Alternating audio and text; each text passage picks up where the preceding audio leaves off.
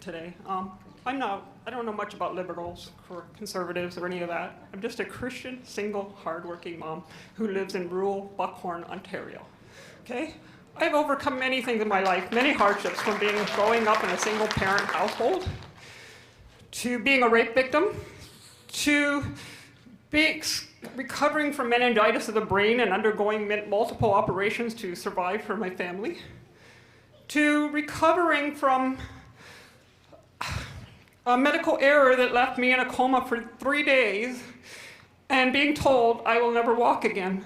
But I'm here today, Mr. Trudeau, very honored and proud to be a Canadian because we live in a system that offers medical help, and we offer programs that help people with disabilities go back to school and better themselves. And I did just that, Mr. Trudeau, but I feel like you have failed me, and I'm asking you here today to fix that. And here's my story. I learned to walk again when people told me I would never walk. I went back to college again when all my friends and neighbors told me, you're too old, you're crippled, nobody will ever hire you. I did all that, Mr. Trudeau. And 7 years ago, when I was hired by my employer as a PSW at Extended Care in Lakefield, that I'm very proud to work for, they never judged my disability, and I thrived. I thrived. I told my coworkers and my family that I'm Canadian, and 2 years from today, when I started that job, I told them I was going to buy my own home. A single mom living in Ontario, Canada, making $20 an hour. I lived off Kraft Dinner, hot dogs, whatever it took to survive. But I bought that home, and I'm proud. But something's wrong now, Mr. Trudeau. My heat and hydro now cost me more than my mortgage. I now not only work 75 hours a week, I stay and work 15 hours a day, just so I don't lose my home. My hydro bill, I want to share with you. A single family home, one person who works hard with a brace up to her leg, partially paralyzed every single day. I put that brace on, and I'm proud to be Canadian. But something's wrong with our system, and I have faith in you and God that you're going to work hard to fix it. How do you explain to a woman how she's supposed to pay a hydro bill $1,085? And I did it. I've done it. I've done it for the last year. I lived without hydro for 5 days after paying a $680 bill. They showed up one day. I came home from work in the hottest day of our last summer to go 5 days in the heat. I have epilepsy, a disability. I called and I begged our hydro company. They wouldn't do nothing. 5 days I lived in that heat. I'm asking you, Mr. Trudeau, and here is my question today. How do you justify to a mother of 4 children, 3 grandchildren, physical disabilities, and working up to 15 hours a day, how is it justified for you to ask me to pay a carbon tax when I only have $65 left of my paycheck every 2 weeks to feed my family? I'm asking you to fix our hydro system. I'm asking you to fix Canada.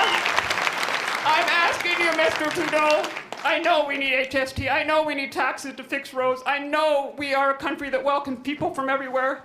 I'm putting my faith in God and you, that you're going to make our country a place that we can prosper again, that I don't have to wake up tomorrow and worry whether I'm thriving or I'm surviving. I don't have to go to work and eat instant oatmeal for lunch and live off Campbell's soup.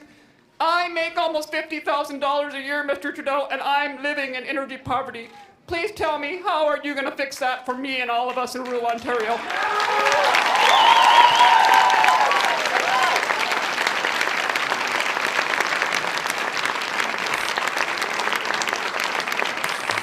First off, on behalf of everyone here, let me say thank you, not just for everything you do, but for sharing that extraordinary story with us. Your strength, your determination is an inspiration and example to us all. We are a country in which anyone with a quarter of your strength, of your drive, should be thriving and focused on how are you going to spoil your grandchildren with all your energy, as opposed to how are you going to get through the week or the day. A lot of different elements come into your question. A number of them are provincial.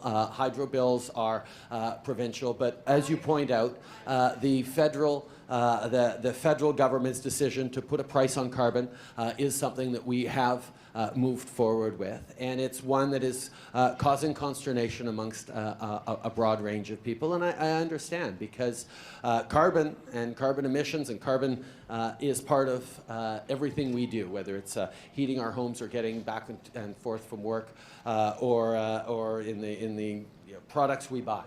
How do you justify a person who's barely surviving having to pay for infrastructure for public transit in Toronto who lives in the country? No, I entirely agree. How do you justify making money to provide for rebates for people to buy $150,000 electric cars when most of us can't even afford a $20,000 car? Indeed. It has to be